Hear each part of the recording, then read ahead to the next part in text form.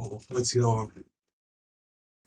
嗱，呢個 Nvidia 嘅圖啊，嗱，我今日就基本上睇我係通常點樣操作咯，啲股票就咁喺我睇都係睇嗰啲US large cap 頭10隻，咁當然啦，而家呢排 top 50隻都唔會爆得去邊㗎，最爆都係近排最爆都係嗰啲 semiconductor 咯。即係semiconductor，星期五76%、23% Intel 咁樣，AAOI 啱咁嗰啲呢啲就爆得好勁啦。咁你哋想我睇，你哋想我講解 US large cap 定係 semiconductor 啊？你哋想睇，你哋想我其實都係咁樣 analyze 嘅，反正但係你哋睇下邊啲感覺邊種有興趣啲咯。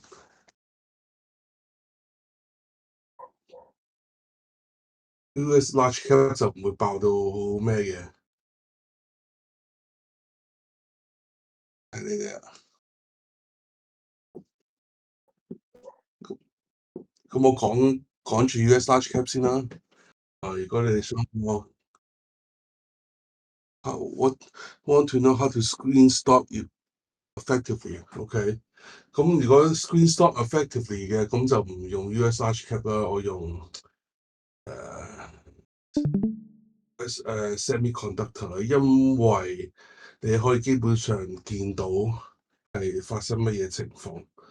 嗱，send line 通常就係一開始都係 set 個3條啦，weekly、daily 同埋 monthly。咁你如果呢隻股票冇 monthly 嘅，咪得 daily 同 weekly 咯。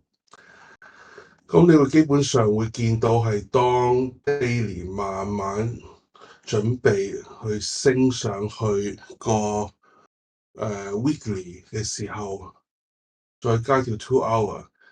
咁你慢慢你可以喺慢慢升上去嘅時候，咁然後你又叫佢 high low 慢慢升，咁佢唔會低過前低點嘅，咁樣慢慢咁升上去嘅。你可以喺個 daily 呢啲位度capture 佢咯。咁但係唔保證係會鑊鑊都成功啊。因為你個重點就係要當盡量呢幾條線係慢慢收窄個幅度。你睇下呢啲開始呢啲闊啦，佢慢慢收窄幅度，去到一個位，佢係可以呈現到一個 break out，咁佢就會正式爆。但係如果佢距離遠咧，我通常呢啲太遠，個 weekly 太遠，然後佢個斜度係向下嘅咧，而佢穿咗之後係之前係未掂過條 weekly 咧，咁其實我都唔會諗。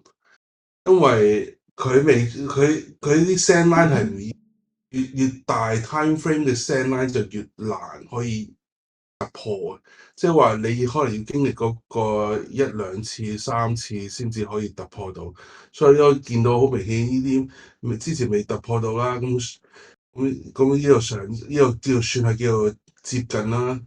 第二次就掂到啦，咁慢慢呢啲位我都唔會考慮，呢啲位所以我都唔會考慮入，直到你見到個 daily 慢慢向上發展，個 daily 藍色呢度啊，藍色係 daily 啊，或者慢慢向上發展，咁然後我會先至會揾位，可能喺呢啲地方你見到慢慢收窄嘅情況之下，我慢慢可能會呢啲位先至會考慮咯。但係你如果要穩陣嘅，當然你就要企咗上去先啦。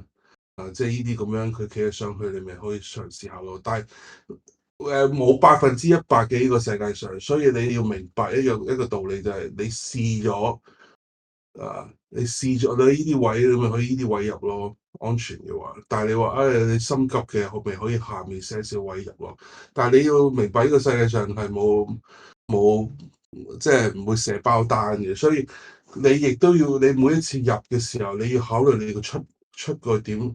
所以我成日都話你喺邊條 send line 入，你就最好就喺邊條 send line 出。如果你呢啲譬如呢啲位入，咁你咪要搏喺呢啲位出咯。即係穿 below 條 weekly send line 出咯。OK，咁佢咁好彩呢排炒 semiconductor 咁咪爆，我咪衝咗上去咯。但係呢啲都係要靠你每日，唔係每日嘅，一個禮拜可能花一日咁樣，好似我咁，你要先做咗一個list 出嚟，咁然後你就咁樣跟住個 list 去掃啊。你睇下我咁樣，你咁樣掃純粹掃個 weekly、daily、monthly 同埋個 two hour 之後，你基本上你去睇到邊啲股票咩為之股票會得，咩為之唔得。咁你通常爆嘅都係啲 send line 開始慢慢黐實，佢由下面衝上去 daily 向上。咁然後依啲位咧，點解通常都係爆咗上去？最上面喺呢啲位 pull back 嘅時候，接近條最上面嗰條 send line 嘅呢啲位買咯，呢啲位買咯。啊，咁呢個位點解唔係呢個位買？呢個位買咧？因為呢個 two hour 未升得上去之前，咁你唯一個 support 就係條 weekly。OK，穿咗條 weekly 你就肯定就要 stop 啦。咁所以你最安全嘅其實就係反而呢啲位，當佢升咗上去 pull back 之後，條 two hour 追上去，你見到好明顯啦。呢啲位一買咁咪，然後就可以跟住佢去走啦。OK，或者呢啲位，當佢慢慢條 send line 開始平啦，咁然後條 two hour 退向上，呢啲位開始佢有個支持位喺度，一黐埋一 cross 嘅話，咁就爆嘅啲股票，好多隻都係咁樣嘅啦。你咁樣掃嚟睇好簡單，咁你掃你就見到，通常都係呢啲位啊。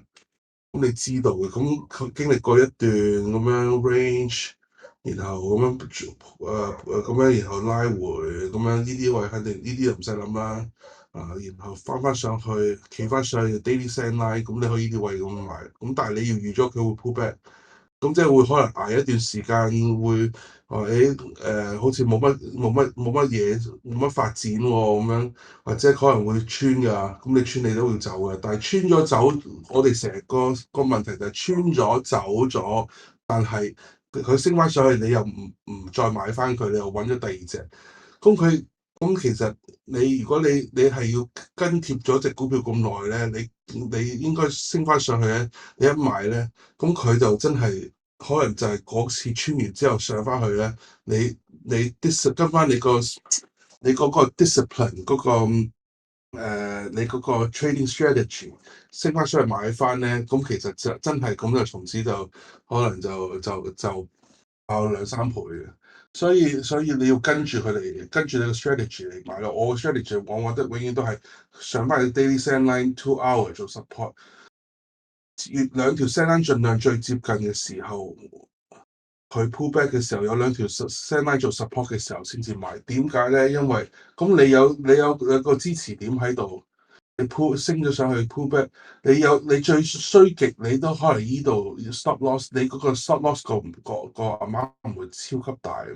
但係當你兩條 send line 分開咗好遠嘅時候，你喺呢啲位買，你一穿你去到依度你先 stop loss 嘅話，你就其實好危險。所以點解好多時候都係越接近嘅 send line，佢企翻上去依啲位，你可以買，然後可以用又好，或者用個 daily 都好，個底嚟做你個 stop loss，咁你就可以好安全地可以 carry 到上去。OK，咁其實好多隻都係咁樣發生。你睇啲股票其實隻隻都係咁樣，都係咁樣衝咗落去 double bottom，升上去頂住對翻落嚟，再 retest 上翻去依啲位，條 set line 向上開始交叉，你唔使等到佢交叉嘅，向上呢啲位你咪呢啲位入咯，或者你話爆咗上去之後再 test 咗 pull back 咗嘅時候，呢啲位入，咁你咪從此就咪咁樣咯。咁但係當然啦，呢個係一個呢啲係好 extreme case 啦。其實 semiconductor 而家要 put 添個爆到全即係你做下啲 semiconductor，你睇下全部都係咁爆嘅，成個 sector。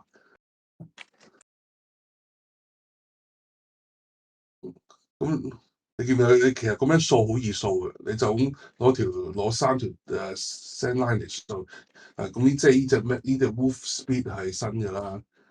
咁你睇翻呢啲咪又係咁樣 cross 呢啲位企翻上，佢實會俾你個機會你，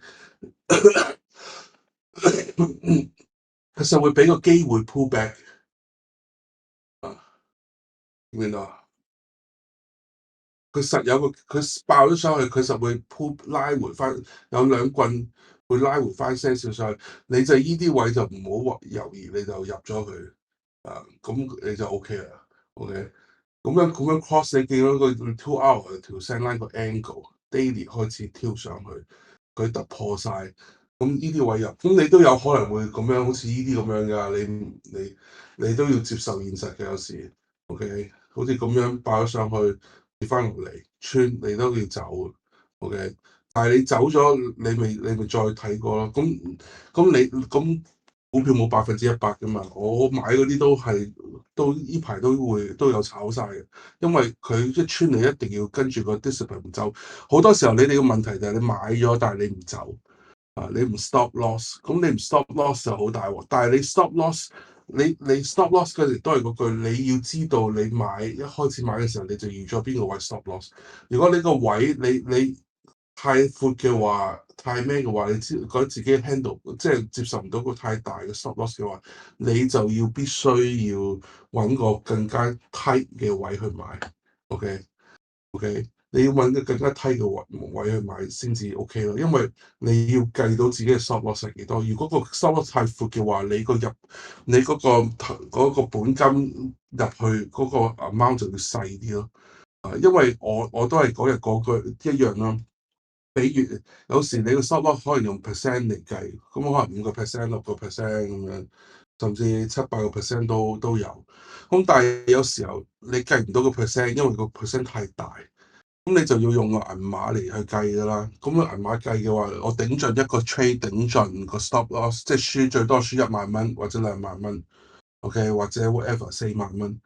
咁你就調翻轉頭嚟計，好啦，我如果跌穿咗呢度係4萬蚊，OK。咁我計翻調翻轉頭，咁我個本金入係用幾多錢嚟投資隻嘢度咧？咁你就唔可以次次都譬如話攞10萬蚊嚟買，咁次次都10萬蚊咁樣。可能呢個位去到呢度，OK，你可能要你 stop loss 係1萬蚊嘅話，咁呢個10% 嘅話，咁你可能呢度已經唔止10%係15%，咁你咪由10萬蚊減到8萬5咯。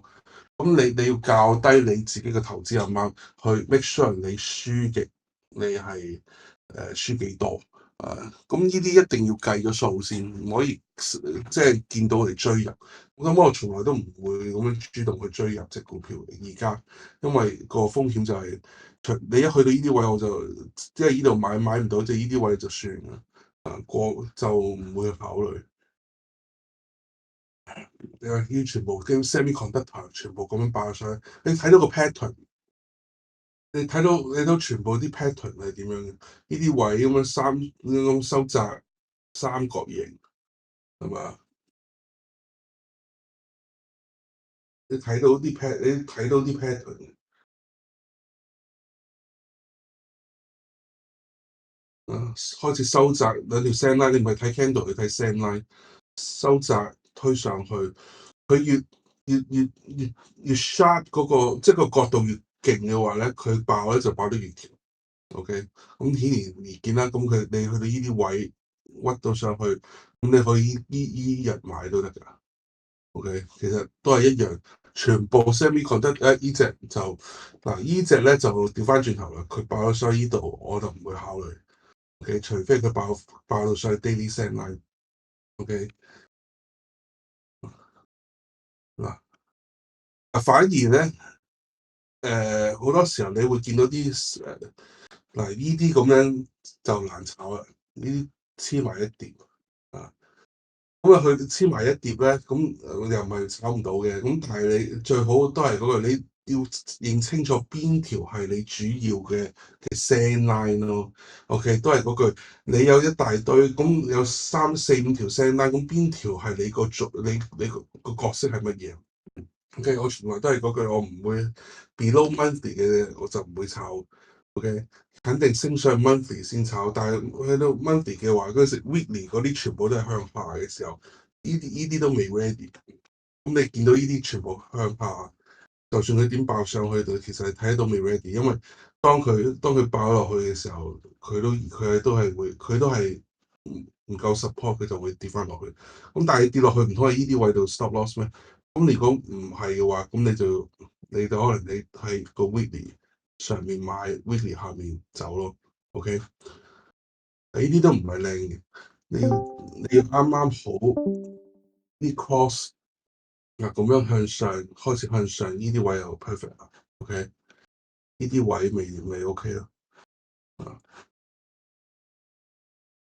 呢啲咁嘅靚咯，你呢啲位咁 pull back 喺呢啲位，咁你知道 stop loss 喺呢度，呢啲位買入，咁然後你就從此你就爆上去。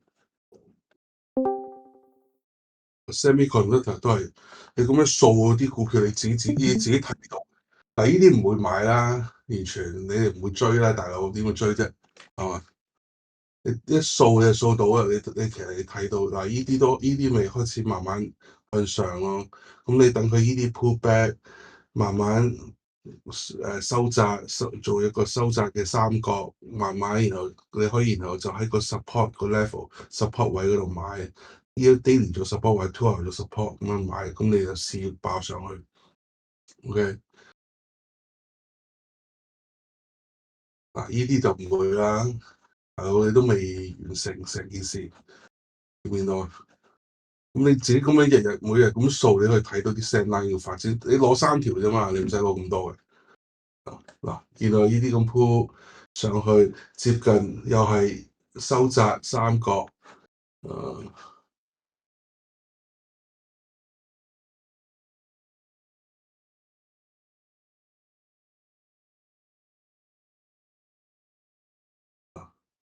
爆上去，咁就從此就咩啦？TSM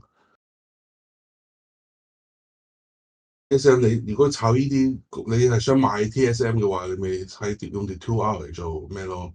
啊，你見到佢係好 healthy 咁樣升上去，即係我哋15分鐘，去最後你就攞佢15分鐘，你見到啊，當佢升到連個 2 hour 都拋嚟嘅話，你就攞條15分鐘嚟做你嗰個出入位，即係好似師傅成日講，佢哋要 in and out。咁你其實攞3、4條，主要都係 daily、weekly、2 hour，你就咁樣掃，你見到呢啲唔會買啦。嗱，咁樣呢啲 OK 嘅，但係唔會呢啲位買咯。你可能等佢 pull back，或者若果佢連續2日，好似頭先嗰啲喺個頂嗰度企咗喺度，做咗個細即係small candle 好似咁樣啊，好似呢啲咁樣啦，咁企一兩支咧，你可以買嚟試。咁你話哇，呢度個 stop 呢個 range 太大，理由就係可以頭先講嘅，你用固定嘅 stop loss 嘅 amount，你入個 amount，即係你入嗰個本金細啲，一係二你就攞條 send line 嘅中線嚟做你個 stop loss，跌穿咗收穿咗你就走。OK。咁你就唔使食咁大個咩啦。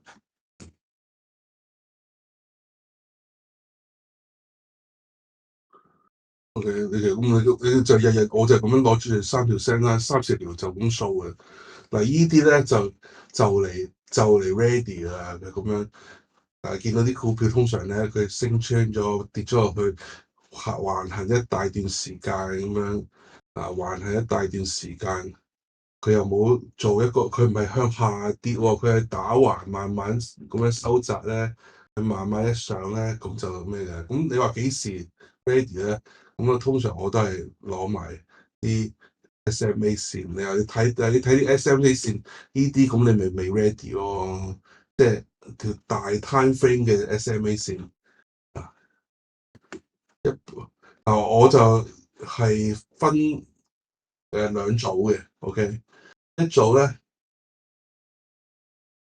就係呢個太咩添？10、20、30、40、50，咁你10、20、30、40、50轉咗做 weekly，即係乘以5啦，就等於10就等於50，20就等於100，30就等於150，40就等於200，50就等於250。以前我唔明喎，以前我其實好多即係嗰個 Ron Lau 又好，邊個都好教 VCP 嗰啲咧，成日話用10、20、50、150、200，咁點解要用呢幾條咧？我到即係近排先至明白個道理，就係其實10到50嘅 lower time frame 嘅 SMA 線，你乘以5就等於係即係呢幾條誒。50、100、150、200、250，點解會有呢幾條存在咧？因為當你睇 weekly 嘅 time frame 嘅時候，SMA 嘅時候，就係、是、嗰幾條 lower 10、20、30、40、50咧，就係、是、喺個 weekly time frame 咧就會出現阻力嘅。OK。但係你喺 daily time frame 咧，通常呢啲咧就呢幾條咧就唔係太大嘅影響。但係喺 daily time frame 咧，係 high time frame 嘅即係大嘅 SMA 線咧先至有影響。OK，先至係你個重要嘅阻力嚟。你要經過晒呢啲全部咧，都擺落去之後，要經過晒呢度100啦，經過100啦，然後呢度就經過150，然後藍色呢條200，可能再轉多打多個圈咯，去到等到250跌埋落嚟咧，咁下一鑊咧就爆上去啦。即係你要經過呢啲 SMA 線嘅池內嘅阻力啊，即係你跌咗落去，當你開始升翻上去嘅時候，呢啲 SMA 線因為慢啊嘛，唔係 EMA 線啊，咁佢先至會開始翻嚟，好似餘震咁樣咧，咁餘震咁樣先至出現。個海嘯嗰啲餘震啊，震咗第一波咁樣爆咗落去之後咧，咁呢啲就餘震啦，2、3、4，咁你要經過晒依扎，全部平跌翻晒落去啦，咁樣收復翻晒啦，咁先至可以正式開波嘅。OK，咁其實依扎就等於 weekly 嘅10、20、30、40、50啫嘛，因為乘以5啊嘛。咁當你去到好多啲舊老嘅股票，即係佢有 monthly time frame、monthly 嘅 send line 嘅時候，咁 weekly 到時候咁 monthly 嗰啲 SMA 線再大啲 time frame 嗰啲SMA 線咧就會影響到啦。OK，我唔好睇咁多嘢咁咪，但係 before 我睇呢扎嘢之前，我淨係純粹就睇呢3、4條嘅啫。咁你見到對路，你咪咩咯？你咪剔一剔佢咯。flag 咗佢咯，咁你 flag 完，咁你就依度 open layout，咁你依度你sorry，喺依度 open list，咁你 flag 過啲股票依度就會咩顏色佢就對應翻喺度睇到，你都可以揾翻晒你之前 flag 咗嗰啲股票。咁其實你要有一個好大嘅 list 出嚟，做到個 list 出嚟，係咪啊？Nvidia 其實呢啲都已經完結啦，double top 啦，全部semiconductor 應該 put 添，咁樣爆上去，你睇到你咁樣攞呢幾條，你咁樣日日咁樣，你唔使日日嘅，sorry，應該一個禮拜你攞一次睇一次咁樣，你會睇到晒啲，基本上你咁樣掃其實唔使花好多時間嘅，你見到全部其實都係一樣啫嘛，都係呢啲位，明唔明啊？你咁樣掃揼。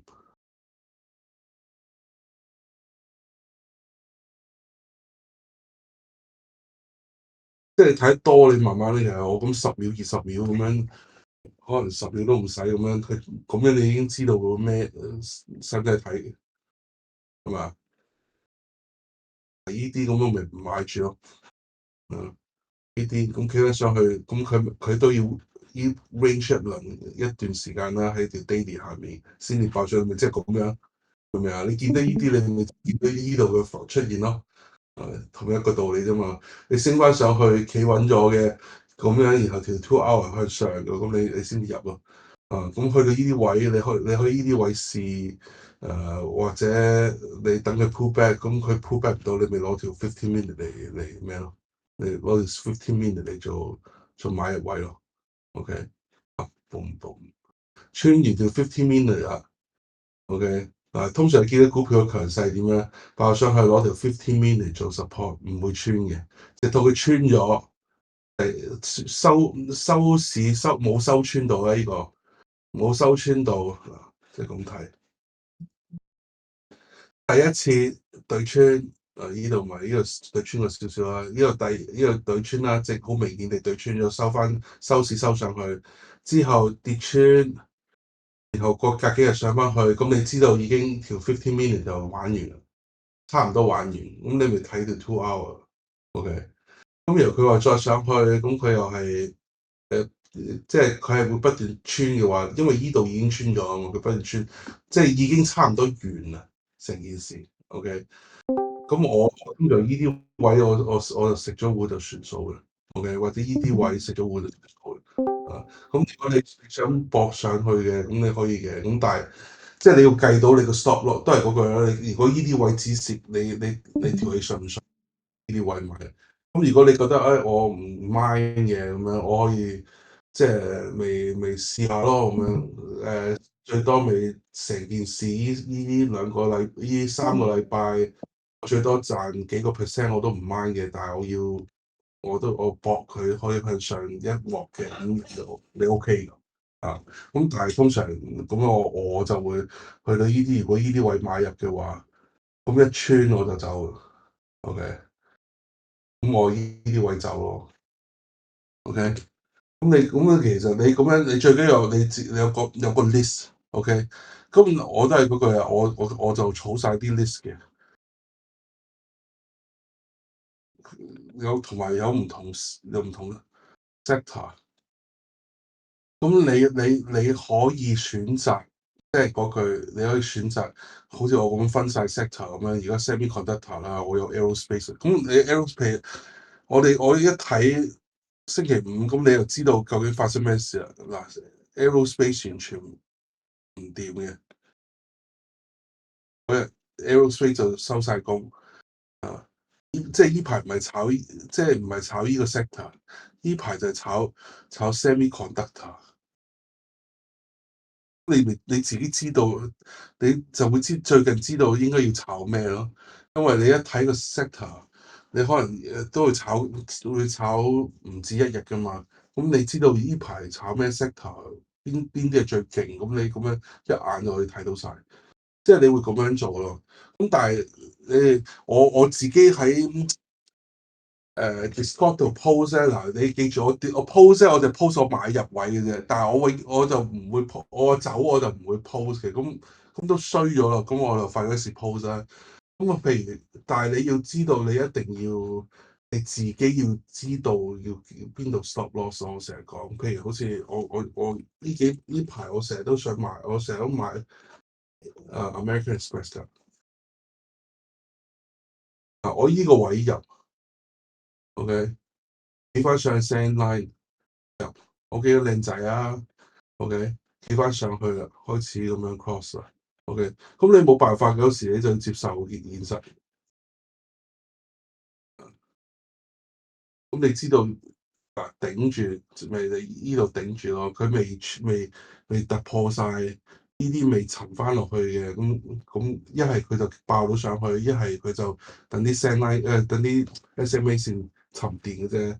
咁你預咗嘢，呢啲位其實都係要會咩嘅，咁但係冇嘅，股票唔係100%，咁我企呢個位，我要企得穩啦咁樣，咁嗰日一穿我就要走，咁你要一穿條 daily 我就走，OK，呢單嘢唔止穿 daily 嘅喎，同埋佢係穿 daily 嘅，sorry，收縮少少先，佢穿 daily 加 2 hour，OK。咁啊，同埋條15 minute 啦。咁但係其實15 minute 我一開始我係入嘅時候先至會考慮嘅啫。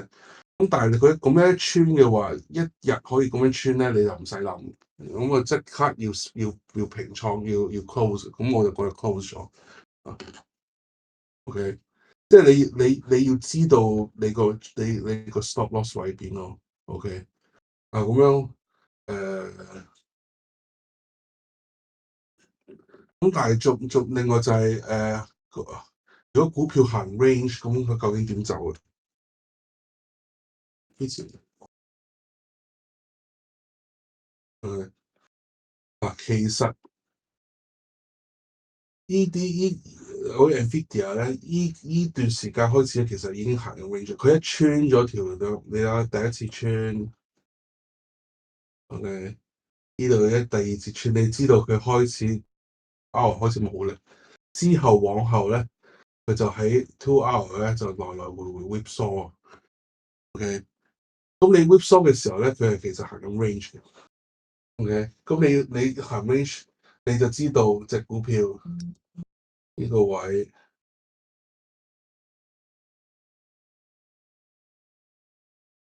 即係一開始係咁樣行啦，OK，即係你知道佢係咁樣 range 行緊，見唔見到？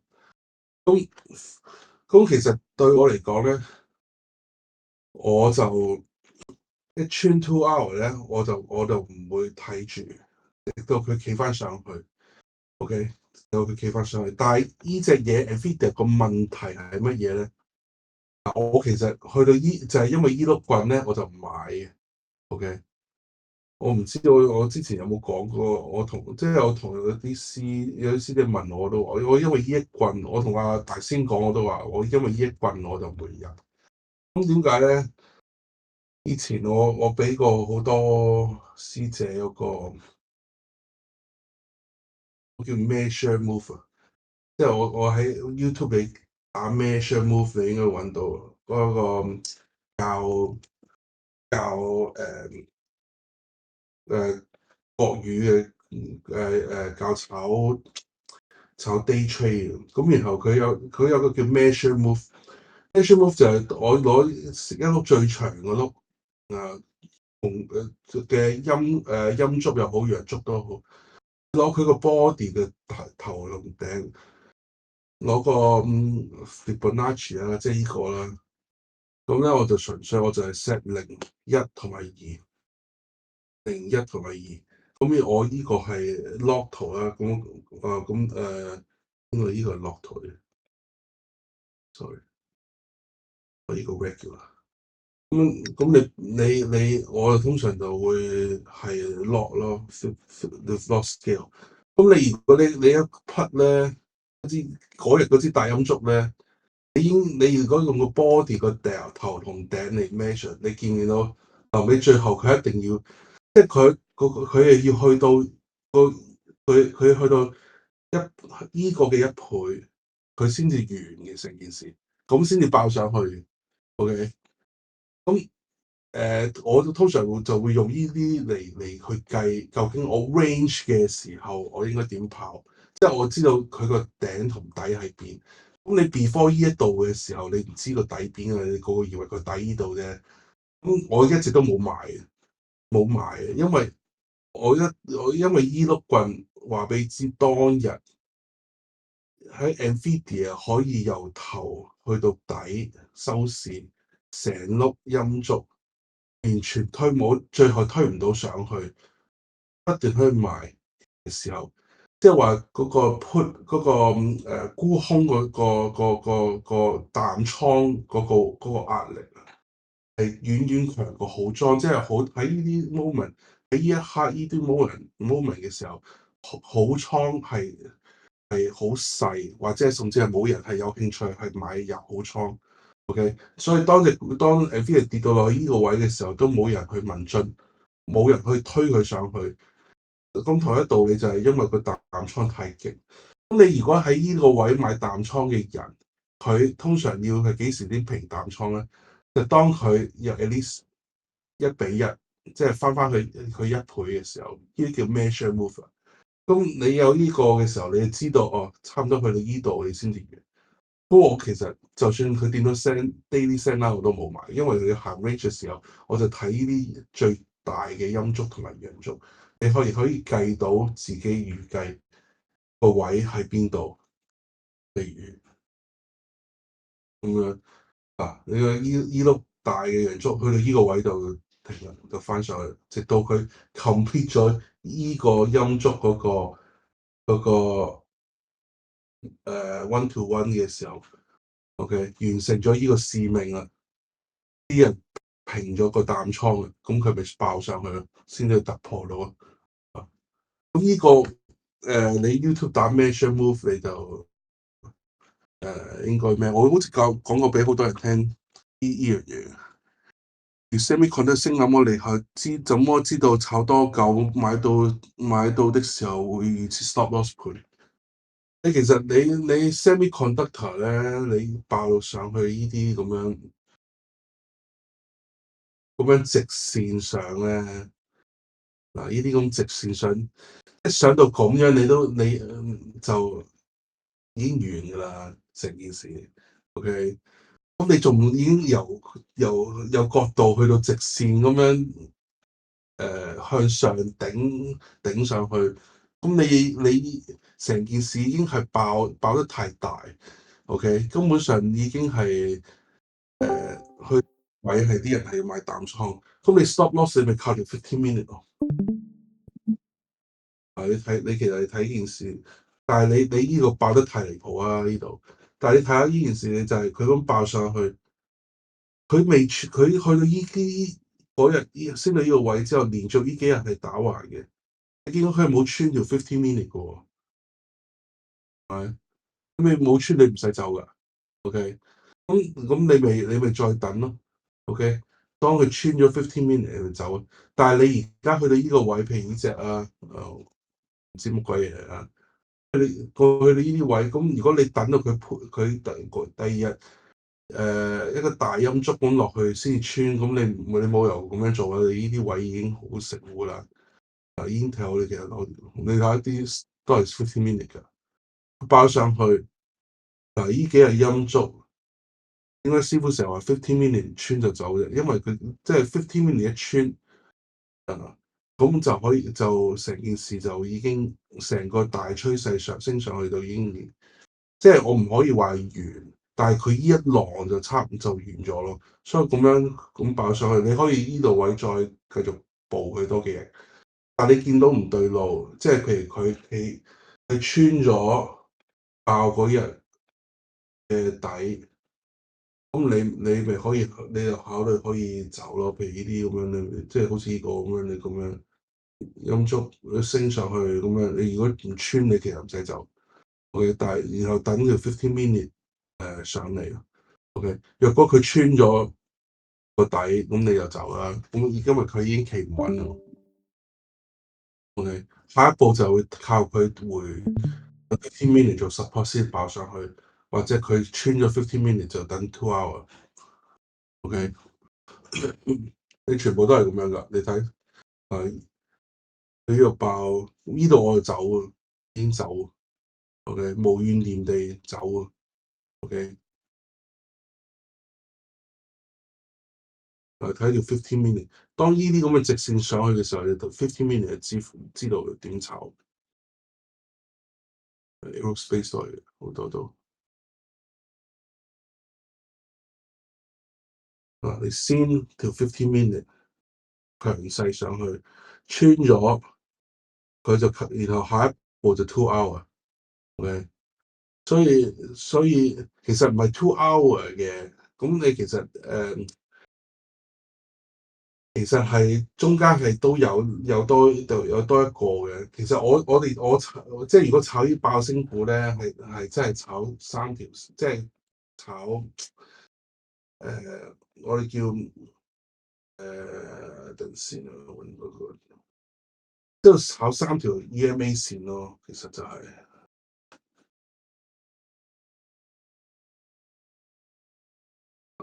我就炒9、21、50嘅。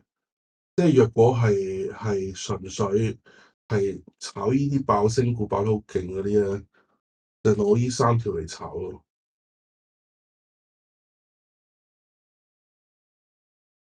我最中意用呢個，因為一個 indicator 就cover 十條 MA 線。咁通常就係、其實你見到咁樣，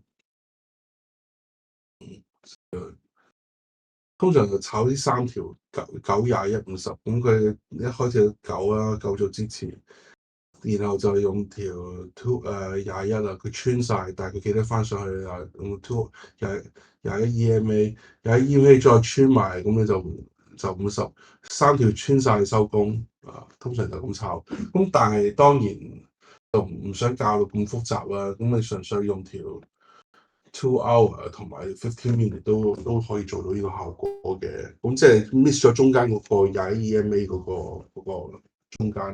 咁但係你就一穿咗，你咪等到佢翻落到去2 hour 接近 2 hour 呢啲位先入咯。咁你往往都接近 2 hour 位入，喺爆升股嘅時候，你都唔會衰到去邊。OK，咁但係你要揾上面嘅 resistance，你即係會揾上面嘅支持阻力位咯。啊，譬如呢個咁樣。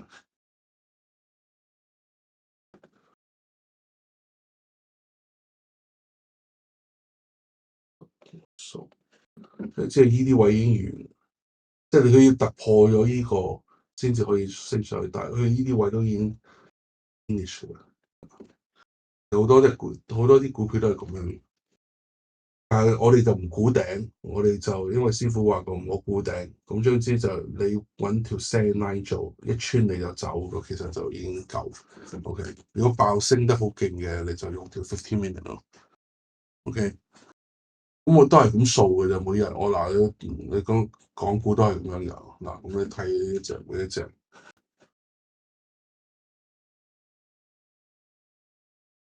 嗱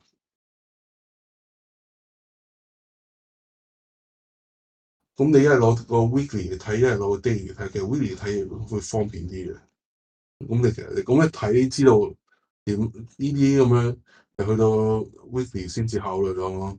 700研究過係咪 AIA？咁嗱，呢啲位企上去，爆上去，企上去，咁你咪咁樣升咯。嗱，呢啲啊，咁樣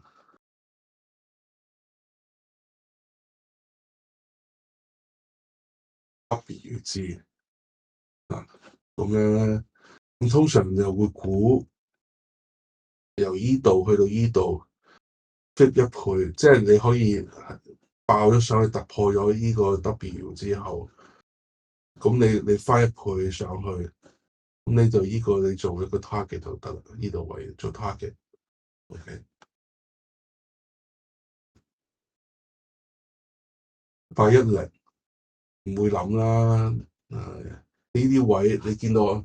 點解話喂你叫 weekly send line 喎，企穩喎？咁我都係嗰句。第一，我一定要佢升穿條 fifteen minute send line。第二，佢企上去 2 hour send line 上去，慢慢推上去。因為而家咁樣嘅大大同細都係咁樣嘅。咁你買咗，咁你係可以搏，係即係佢唔係話肯定會打落去，但係你有個好 high 嘅 risk，咁其實佢咪跟住嚟咁推落去啫嘛。見到佢依條都未搞掂，都未突破到，佢然後突破依條，你仲要突破條 daily 咧。咁所以就算佢掂到條 weekly，我都唔會買咯。呢啲981，呢啲咁樣爆翻上去，呢啲好少可係咁樣爆上去，因為兩條 sand line 喺頂喺上面，佢咁樣推得上去嘅，即係好少可。但係佢咁樣推上去，佢肯定會拉回來，拉翻落嚟嘅，pull back 翻落嚟，因為佢唔會咁順利，可以隻股票可以一嘢可以穿兩條 sand line，呢啲根本係唔容易發生。OK，咁你都可以搏話而家 high volume 你呢啲位買，然後喺 daily 底度做指示咯。呢個都係咁啊，呢個仲離譜啲咩？呢個3條點啊？咁你咪呢啲位買都得㗎。咁然後搏呢個位指示咯。OK，3690。呢啲咪唔使諗咯，咁大佬去到 double bottom，佢都唔會有機會上去。誒嗱，呢啲 OK 啦，開始 OK 咯，企得上去。OK，你見到啲股票其實就係、其實你咁樣數你睇得到啊。呢隻咩259？哦，嗰個咩黃金、紫金。嗱，通常啲新股咧，你就攞條 two hour 跟住 two hour 嚟炒就得㗎啦。佢而家先有啲 two hour。OK，我睇下邊啲係半新股先。係呢啲都係一個爆翻上去企穩，就係、是、咁樣上。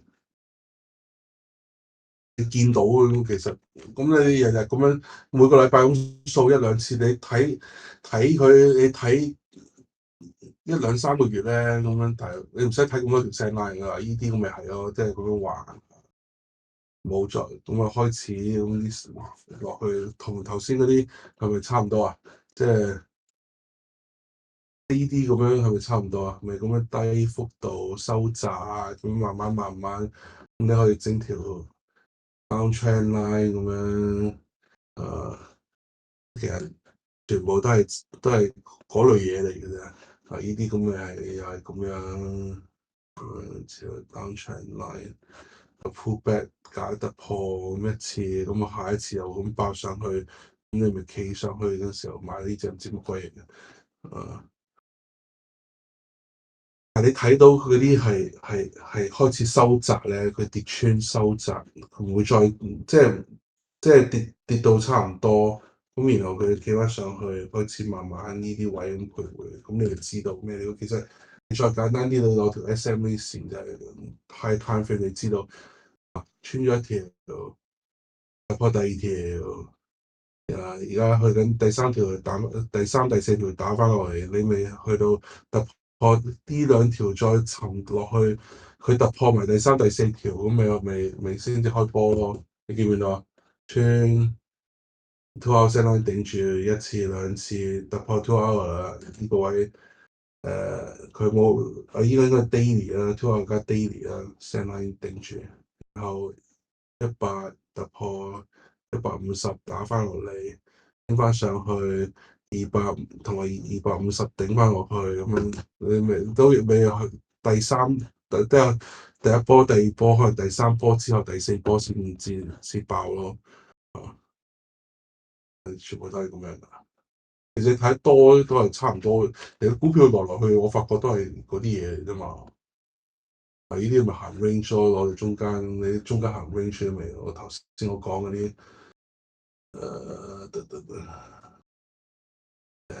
底。咁你呢支陰燭，你預計到啲位，大概啲位你做 short move，即係你預計到啲位，即係你可能呢啲位咧，可能就完成穿咗呢度咁樣，去到呢啲位先至完。咁你亦都見到佢陽燭咁爆上去，你咪計咯，你咪成個 short move 咁樣啊。你話呢碌0.1去到呢個位未完咯，做呢個先。呢度到呢度一碌大陽燭去到呢個位未完啊，完成任務。因為點解佢可能計埋個咩 top bottom？OK，咁但係你計到咯，我就用個 body 嘅，去到就差唔多就知道邊個位收工。咁你其實收工同埋 double top 啦，呢啲同埋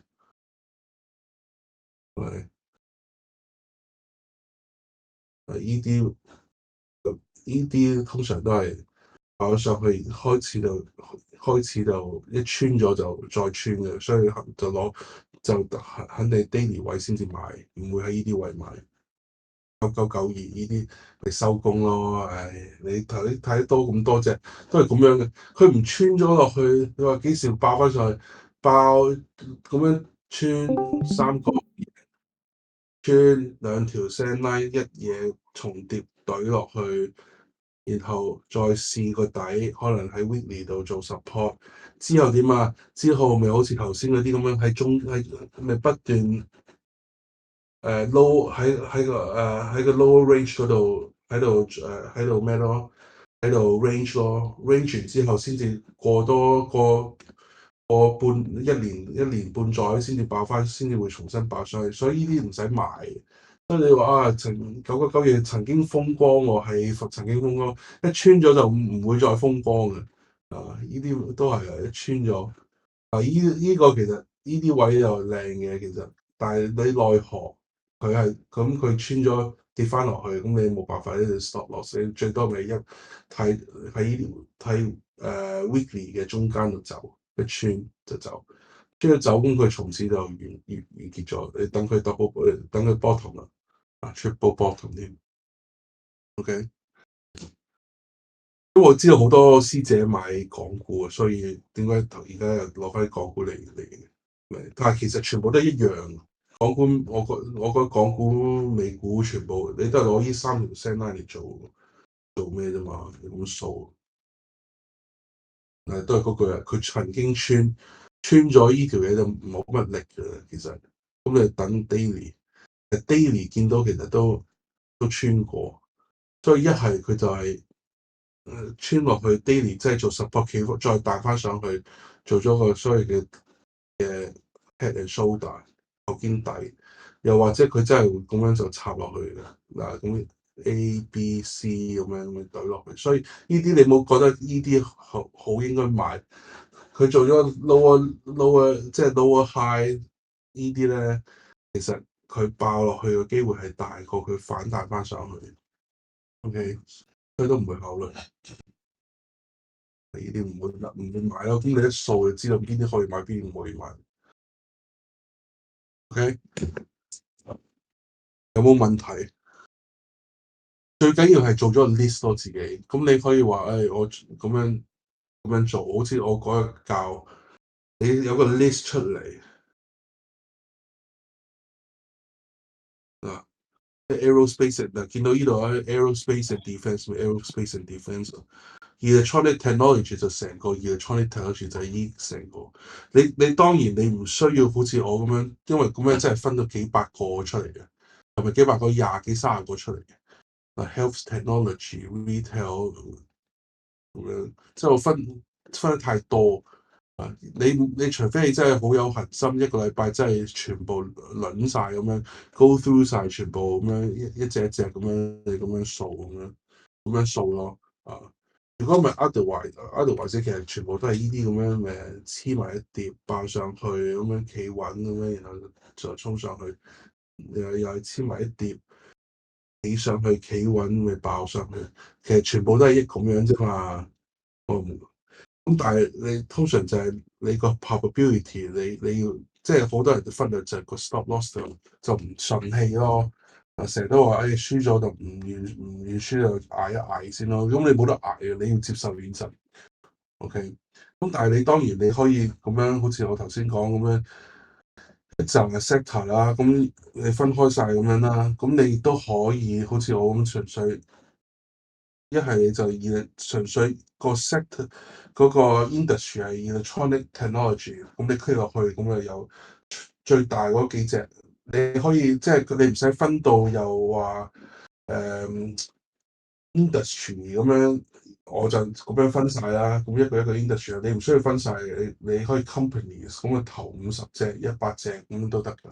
咁你可以咁樣做都咁樣操作都 OK，但係點解會分得咁散？唔係我想分得咁散，因為 Trading View 佢每一個 list 咧最多係1000隻股票嘅啫。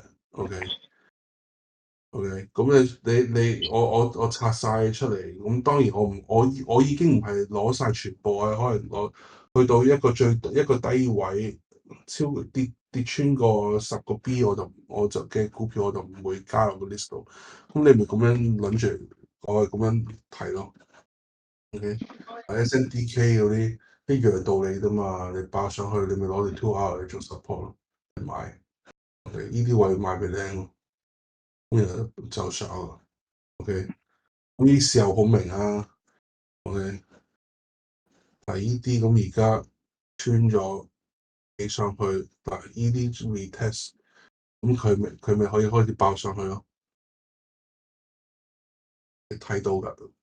OK，呢啲都係呢啲危險啦。但係如果佢企穩咗，重新企上去 gap up 咗上去嘅，咁你就唔擔心佢會咁樣作落去。OK，若果佢企穩嘅話，咁你嘅咪爆上去咯。呢啲都係 after earnings 或者有啲咩 good news 佢先 gap up 上去嘅。OK，師兄，你個 list 係點樣 build up 㗎？咪 trading view 呢度咯，佢即係話，譬如你求其揾隻股票啦，咁樣呢隻啦 Red Wire，咁然後喺呢度你見唔見到右下角呢度有個佢自己 trading view 分門別類咗噶嘛？佢係呢隻嘢係 under electronic technology 裏面佢嘅 aerospace and defence。咁我哋 click 個 aerospace and defence。OK，如果你呢排 hot 即係呢排呢隻嘅 aerospace and defence sector 嘅，咁你呢度，咁你冇 click 個名喎，你 click 出面喎，咁你 highlight 咗佢，然後撳個 shift 掣，即係鍵盤個 shift 掣，拉落去 highlight 晒佢，好快嘅。咁我 highlight 晒啦，然後隻鼠標右鍵 add select to watch list，咁你要 create 咗個 watch list 先啦，咁你咪 add 落去咯。咁我譬如我先咁樣，我依度點樣 create watch list 喺依度有個十字架，有十字，睇唔到你嘅操後邊有十，作喎。你睇唔到咩？啊，哦，我再 share screen 先，你等我陣 stop。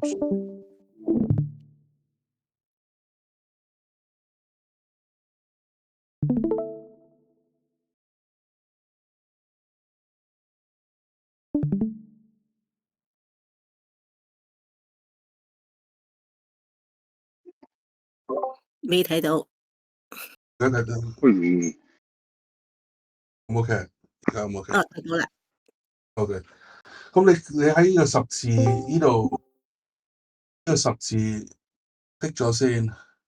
咁你sorry，唔係呢個十字，應該係話喺呢度喺呢度 create new list，sorry，呢度 create new list。咁你求其有一個 list of aerospace 咁樣 create，咁你就空白咗啦。咁好似頭先咁樣講啦，咁你咪去到 aerospace and defence，求其揾隻股票 click aerospace and defence，跟落去冇 click 個名喎，淨係 click 落去出面喎。咁個鍵盤咁 shift 掣，咁你就拉就攞個有咁樣跌落去掃落去個鍵盤嗰度向下嗰個 arrow 咁掃落去，撳住 shift 掣咁樣。你譬如咁樣啦，掃到呢度啦，夠啦，咁樣你然後咧喺 highlight 嗰度咧，你就個 mouse 撳個右邊啦，然後就喺度咁樣 add 即係加你個 watch list，你咪頭先做咗 aerospace 嘛，跟住落去咁就爆晒嗰個出現晒啦，其實好方便咯。咁你已經有晒成個 list 喺度，OK。咁你有一個 list，咁然後你其實你就好易睇，你喺個 change percentage up and down 嗰度咧，即係你每日可以係撳呢個嚟睇到究竟佢每日成個 sector 個 performance 係點，OK，同埋加上咁樣喺呢堆嘅股票呢排邊啲係強勢咁樣，邊啲係弱勢，呢啲唔知乜鬼嘢啊 ，MPK 咁樣，OK。當呢啲半新股其實最好炒啊，即係喺我嘅立場，因為點解咧？佢個 data 唔夠多，佢由呢日開始8月開始，上年到而家，OK，即係1年都唔夠，所以佢冇只有條 2 hour send line，冇 daily send line，冇 weekly send line，咁啊最即係少咗好多阻力啊！咁呢啲其實最好炒，OK？呢啲咪係咯，完全冇阻力，即係完全即係啱啱開呢啲咪靠條15 minute 嚟炒咪得咯？你要企穩買入爆，佢就爆㗎啦，因為冇阻力㗎嘛，完全。咁但係一穿就要走，OK？我嗰度你頭先嗰隻咩啊？頭先呢隻 fly。你呢啲位買咯，兩條 cross 呢啲位買，係 cross 咁就爆上去啦。咁你一穿咪走咯，即係呢啲半新股係最好炒，OK。但係你越老咧，隻股票咧就越難炒，因為就越多聲 line，又 weekly 又 monthly 又咩咁樣，然後有好多平均線嘅阻力。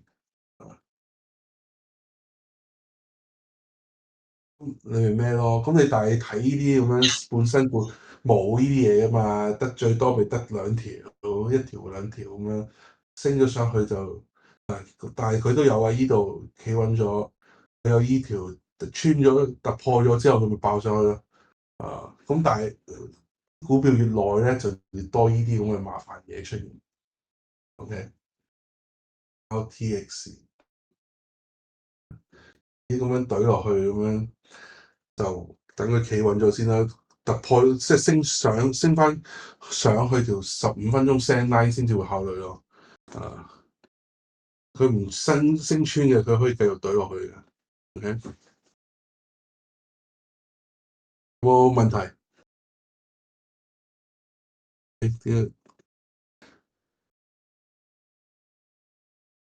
好易掃，好易睇，好易掃啫嘛。你咁樣都係嗰句，你就咁掃。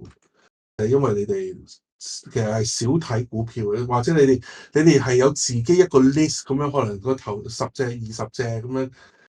即係咁即係其實唔使睇咁多隻，但係你要睇好多，即係你要咁樣掃嚟，要知道究竟咩股票點喺咩位會爆呢啲咁樣，咁咪你哋知道佢哋呢啲位 2 hour catch up 上去 daily 呢啲位，即係就係呢啲位買啦。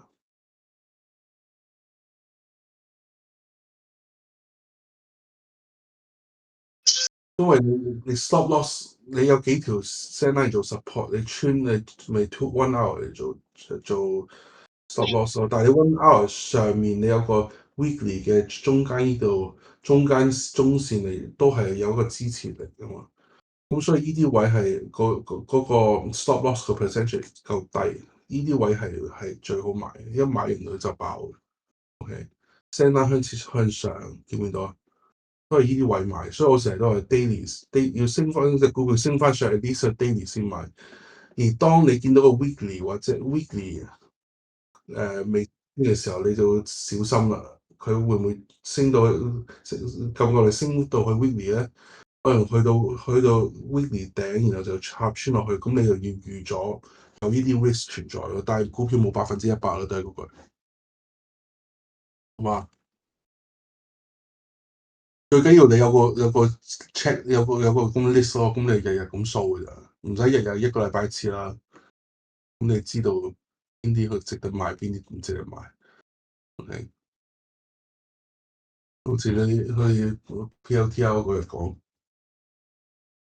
啊，都係未突破到，都係突破唔到嗱，佢咪打翻落嚟，兩條聲拉啊嘛，黐埋一齊啊嘛，咪打翻落嚟咯。咁樣喺個下降趨勢啊，咁打落嚟咁樣。呢度唔知下一次逼到啦。OK，如果逼到嘅，你咪企翻上去個 2 hour，企上個 2 hour 先至買咯。呢啲位唔使冒險，因為呢啲位冒險嘅話，你個 stop loss 擺邊先？OK，weekly 就喺下面咁遠，咁當然唔會去到咁遠啦。咁但係你以你前低嚟做一個 stop loss 咯，你只能就係 OK。但係你如果咁樣講嘅話，呢個已經穿咗啦，咁你可能呢度已經 stop 咗，佢啲 stop 咗佢就打上去，呢個 false breakout 啦，呢啲叫。OK，咁但係你打上去，佢都未升㗎，佢都係突破唔到嘅，最後見唔見到啊？因為兩條 send line 黐埋，嘈三角形啊，咁啊唔使諗，佢唔升穿上去都唔會諗。OK，所以有時話啊 PLT 好抵喎，或者邊啲好抵喎咁樣啊。US large cap，Tesla 都係，佢升咗上去啊。其實呢日我覺得係值得買嘅。呢日但係奈何佢真係佢要穿就穿啦，穿咗而家就完全唔值得買啦。而家去到依度，要有兩條 send line 穿晒，穿翻落去，咁就唔值得買。咁佢而家就慢慢條 two hour 就咁撳落去。OK 嗱，因為條 fifteen minute 就撳落去，咁呢啲玩完，即係我唔可以話玩完嘅。咁你一日買就搏前底，即係如果唔穿前底咪 OK 咯。咁但係你要計，如果今日買去前底呢度10幾個 percent 喎，你搏唔搏啊？定係你一係就係如果呢個位買佢唔穿嘅話，一穿就走嘅話，呢度10幾個 percent，咁你不如索性佢企咗上去，企翻上去條 two hour，呢度400蚊，去呢度370幾，呢度8%度啦。咁你起碼呢度有兩條 send line 做支持，如果佢升翻上去嘅話，咁好過呢個位搏啊！而家呢個位唔搏得過咯，啊！即係你睇得多，你會見到呢啲位係唔會搏嘅咯。係，OK。好似我頭先講，即係成日都會有呢啲情況出現，升咗上去就打翻落嚟，咁你冇辦法，你要接受現實。你唔可以話，我睇多陣冇得睇。你睇一陣你睇到前底，佢唔穿就 OK。咁但係你呢度值唔值得你搏啫嘛？睇你計一條數，永遠都係計數啫嘛。315蚊，內依度290，咁咪10% 左右咁樣。你搏，咁如果穿咗嘅話，你就都要 stop 嘅喎。咁你搏唔搏咧？如果我依個位買，呢度去到依度都係4-5% 左右啊。OK，咁我再搏多15% 空間，咁我點解唔呢度唔學師傅咁勾咗先 in and out 咧？即係呢度出咗先，等佢跌晒落去啊，升翻上去我先至考慮咯，係咪先？或者升翻去呢度先至考慮咯。OK，係嘛？嗱，好似嗰啲我呢排 Microsoft 都係 Microsoft 呢個位，我呢個位入，咁而家我就 expect 佢哋呢個位就打翻落嚟。OK，但係打翻落嚟可能就係好似之前講嗰啲喺呢啲位喺 two-hour send line 上面有 support 嘅，跌穿個 two-hour send line 嘅，咁你就知道佢嚟緊就會爆上去啦。OK，個 angle 未生，咁到時做一個 two-hour 咁樣上，咁你做咗個三角形咁樣，咁然後佢慢慢就爆上。咁你可以，咁我第二注可以話就喺個 day send line 嗰度先至買。如果佢呢度跌翻落嚟，如果 two-hour 有 support 嘅，我可能我第二注就會喺呢啲位買。若果佢冇 support 嘅，佢穿埋 two-hour 嘅，咁就唔使諗啦，就等到呢度，即係等到佢 double bottom 先買。但係會唔會喺呢度買咧？咁樣到時如果呢度如果去到 double bottom 先至買嘅話，我都起 at least 我要佢升穿翻條15 minute send line 先咯。OK，Oracle 我最近又買咗 Oracle，全部都係個形態差唔多嘅，係。係咪形態差唔多？全部都一樣啫嘛，都係嗰啲嘢啊！你睇得多就發覺啲全部都係嗰啲嘢嚟啫嘛。啊，咁樣升上去 double bottom，升上去呢度做咗個 W，見唔見到啊？咁其實我係博，我咪博呢個咯。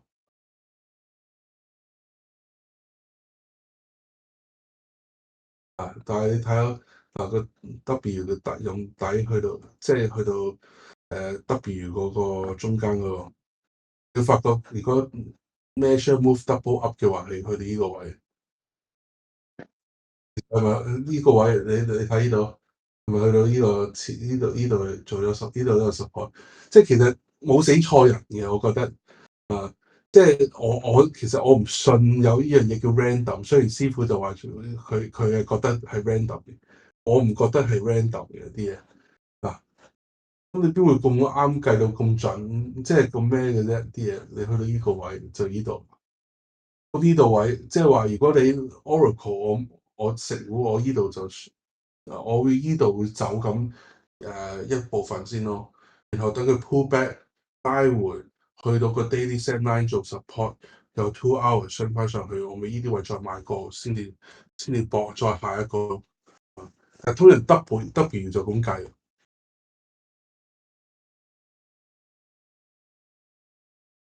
OK。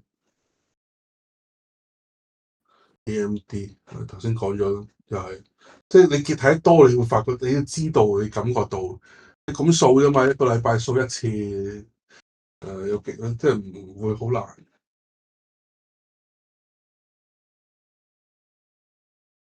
Netflix 未啊？咁樣一穿咗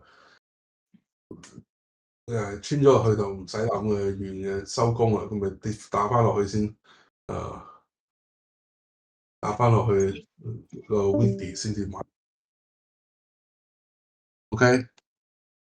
Sandline 的中線係有支持力，係 Sandline 中線係有支持力。其實 Sandline 最有支持力係條中線，OK。然只係個 Sandline 嘅頂同埋個底係一個 range 俾你，即係話個股票係有呢個 range，都係有一定嘅支持力同埋支持同阻力喺裏面嘅，OK。但係最大嗰個支持力度就應該係中線，OK。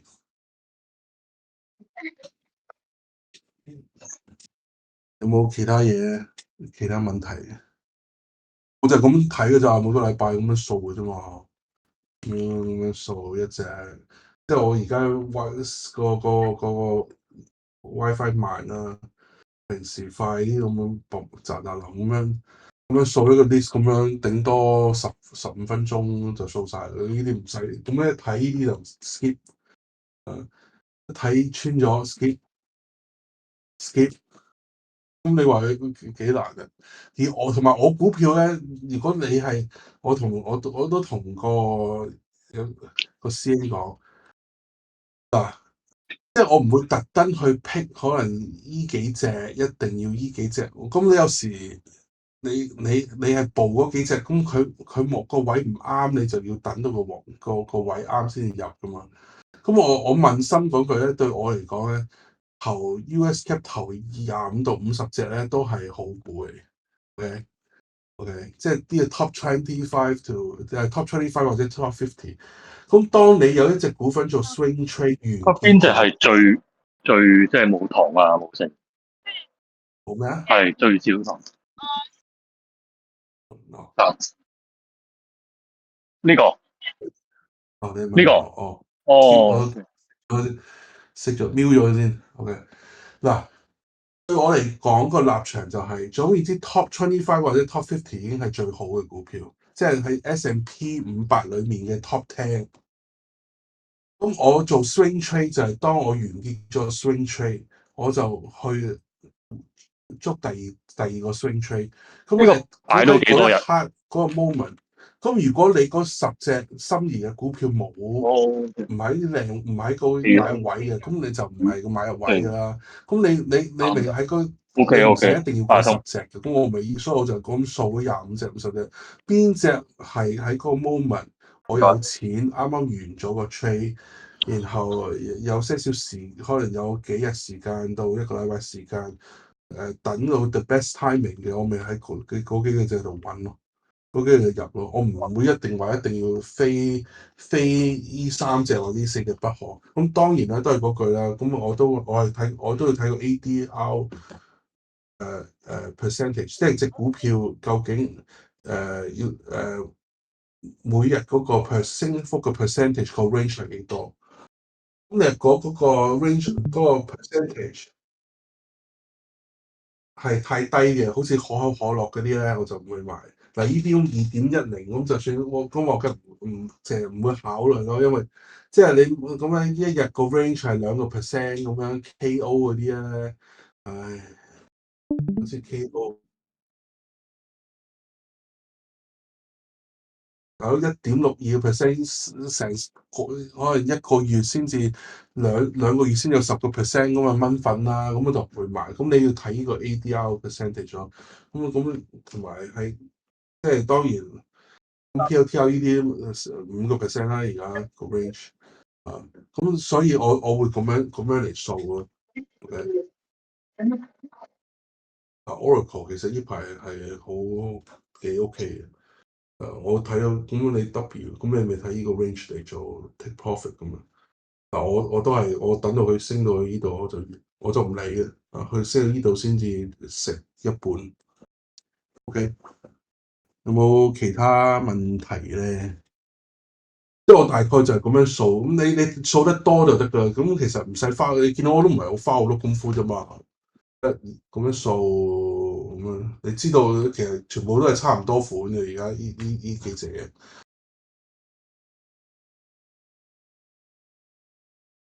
而家係咪差唔多款啊？Microsoft 就衰啲啦，Amazon，即係數得多你就會知道。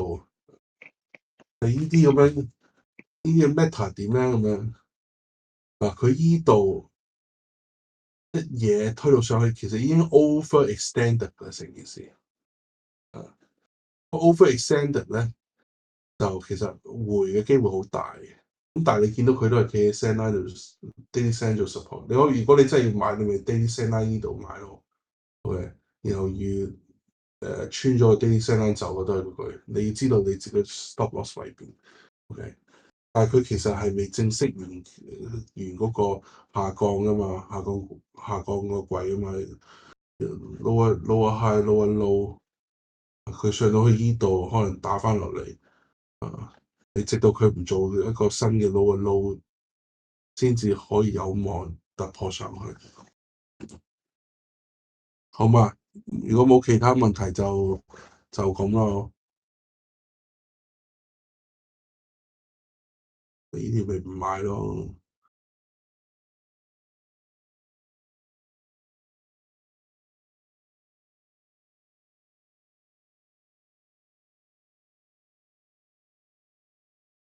即係呢個 measure move 好鬼好用，即係我好 suggest 你哋睇嗰條片咯。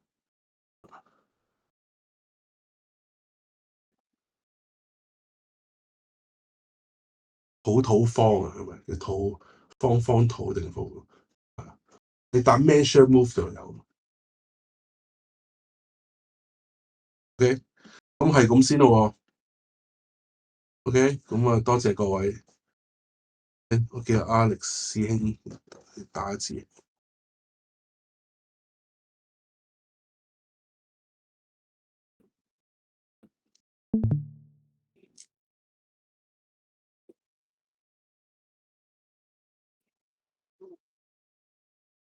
同埋最緊要，最後講埋一個，你哋一定要記住，你哋個重心喺邊啊？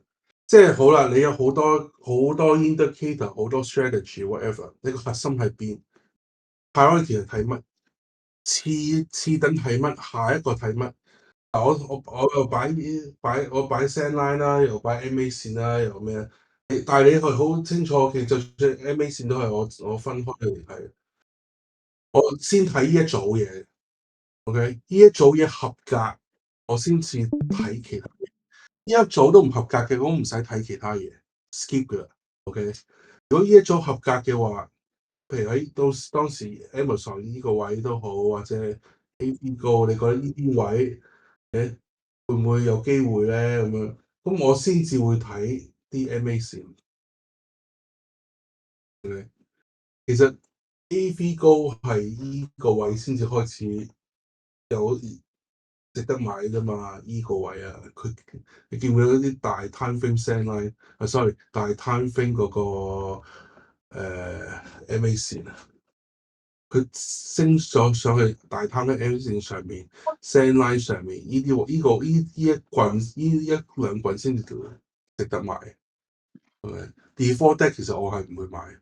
因為佢大佬咁去到呢啲位嘅時候，幾條 MA 線頂住 send line 又向緊下，佢懟穿落去嘅機會唔係細嘅喎。雖然佢係 AV 高啫喎，OK，但係佢都可以咁樣收窄咁懟穿落去嘅喎。你 LTR 都係咁樣懟穿啦，咁何況係 AV 高？即係隻都有咁嘅可能，所以你要知道你個 priority 睇乜嘢，譬如咁，所以 priority 先睇呢幾條 send line。睇咗個 set up OK，下一個然後你就可以睇啲 MA 線，睇下大概佢係咩位，你唔使擺晒落去嘅，擺晒落去就乜都睇唔到，因為你冇咗個 focus。然後你睇完大概知道呢個位，呢啲升上去呢啲位先至可以值得買，咁你咪等咯，你咪喺呢個位買啊。OK，咁你 dead，咁你之前我係唔會放呢啲嘢落去嘅。OK。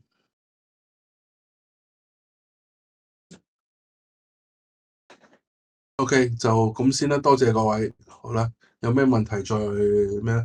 嗱，但係你睇，sorry，最後再講埋嗱，你睇港股其實啲周期咧係弱好多嘅，港股即係佢都有升，但係你即係你其實但係都係一樣嗰扎嘢咯。你見到放幾條 send line，你就知道究竟值唔值得搏。呢啲嗰啲嘢唔使睇嘅，好多都係100嗰啲咧，新嗰啲而家呢排炒得好勁嗰啲咧，一穿條 2 hour，而家未穿晒啊，咁一穿就唔使諗啦。OK，已經完啦，成件事，咁你就要再等佢升翻上去先至再考慮。OK，好，就咁啦，thank you，拜。